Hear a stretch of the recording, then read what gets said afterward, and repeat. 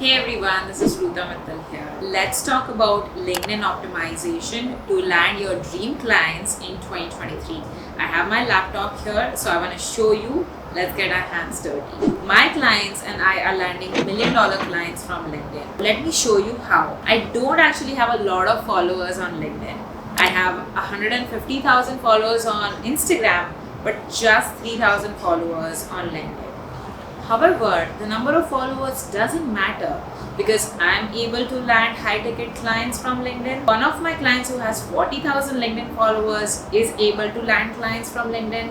One of my other clients has less than 500 followers and is still able to land clients from LinkedIn. So they still have a full calendar booked out, full of leads who want to work with them, and a full roster of high-ticket clients. The number one thing is, if I'm looking at your bio right now, I'm thinking, why should I care? To be honest, it's not about you, it's about them.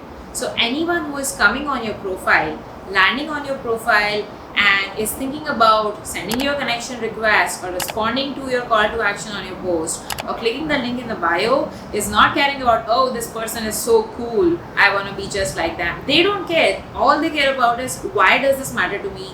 How will this help me? People are selfish. They don't care about you. They just care about how it serves them the most. So this is very important. Your bio should reflect that. It should not be you sharing a bunch of adjectives about yourself. Unless, of course, if you're Elon Musk and your name is enough and you're fine. But if you're not Elon Musk, if you're just like me, then you don't need to use adjectives. It could be adjectives like entrepreneur, investor, XYZ, whatever. Again, no one cares. It's all about how you can help them, about how you can provide value in their lives, about how they can benefit from you. So let's look into my bio. So my bio says 300,000 community built and 11 million in sales made for clients. Featured in Forbes International. So let's talk about this first. By reading this, it does two things. People can know what I'm about and also my social proof and why they should listen to me. But it also implies, what can they learn from me? Well, community building, audience building, building a brand, getting actual results and impact for clients. So if they want to do that, they can go through my stuff and see if I'm providing value and click on my links and go ahead. Then let's talk about the second part of my bio, which is a call to action, which is very important. A lot of people don't even have a call to action in their bio. It's just plain and simple. Maybe they're pointing to the website or maybe they're saying nothing. So the call to action says, watch my free training 5 steps to scale your high ticket offer, and it has a downward arrow to it. So this is important because once they feel like they know a little bit about you, they're curious about you, tell them the exact next step.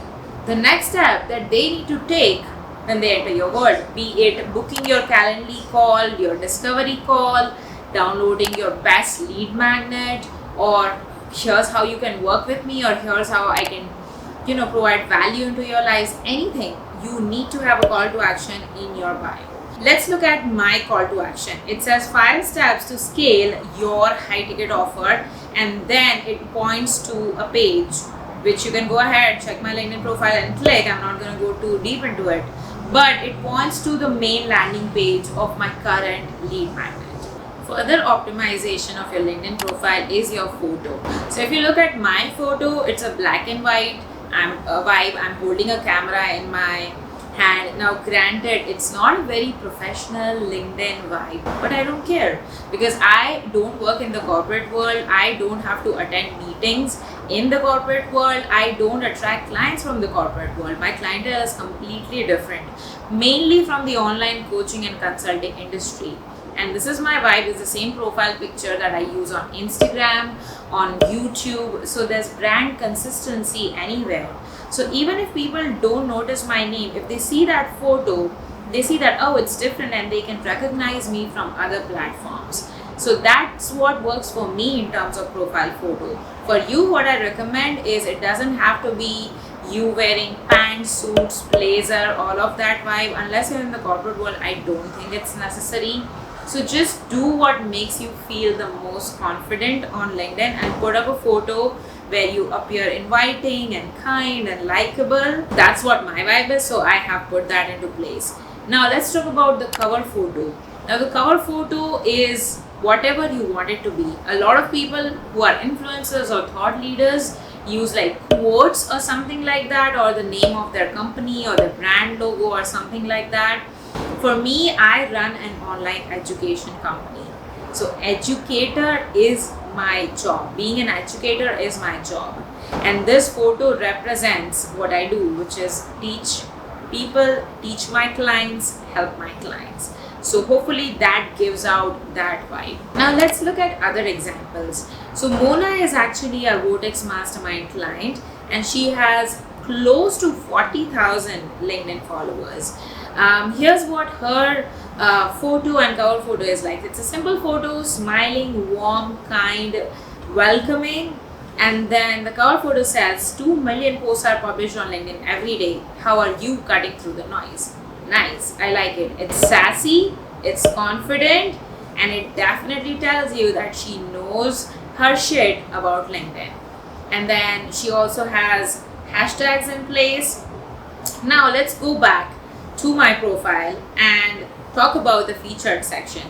So in the featured section, I have the link to apply. So anywhere I have not promoted up until now, but the very first link over here points to the information page of my mastermind. So if you click here, you can go ahead and read the sales page of my mastermind and hit apply if it makes sense.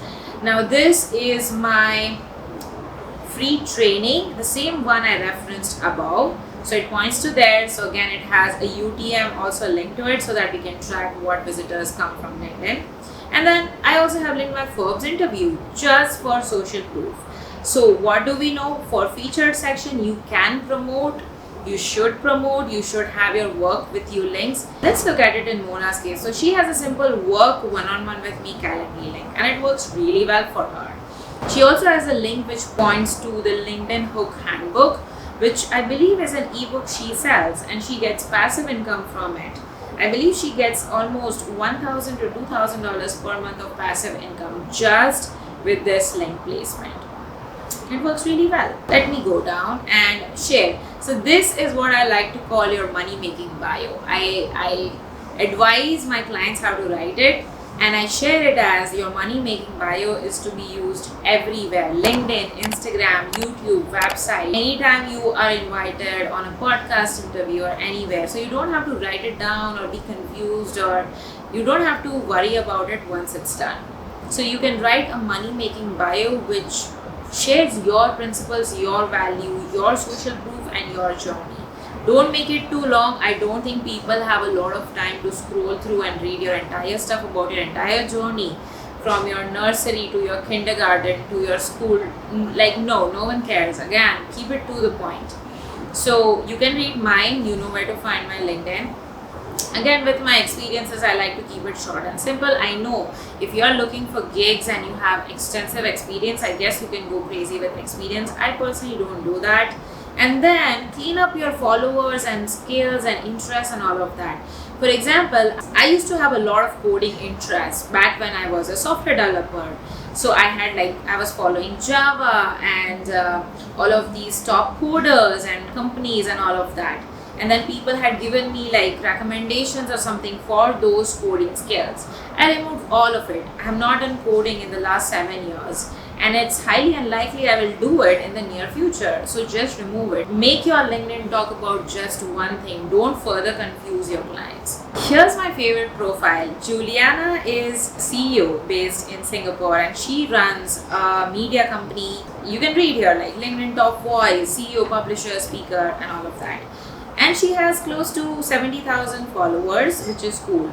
Now, if you see her photo and her cover photo, it's a little bit different from my previous examples, which was mine and Mona's. So here it looks like she is in a podcasting chair, and here it looks like she's in a panel, because I guess speaking and being a panelist is a very important part of her career. She has showcased it. So instead of writing something, it's easy to just showcase a photo of you working in action. So show that, show it on your LinkedIn.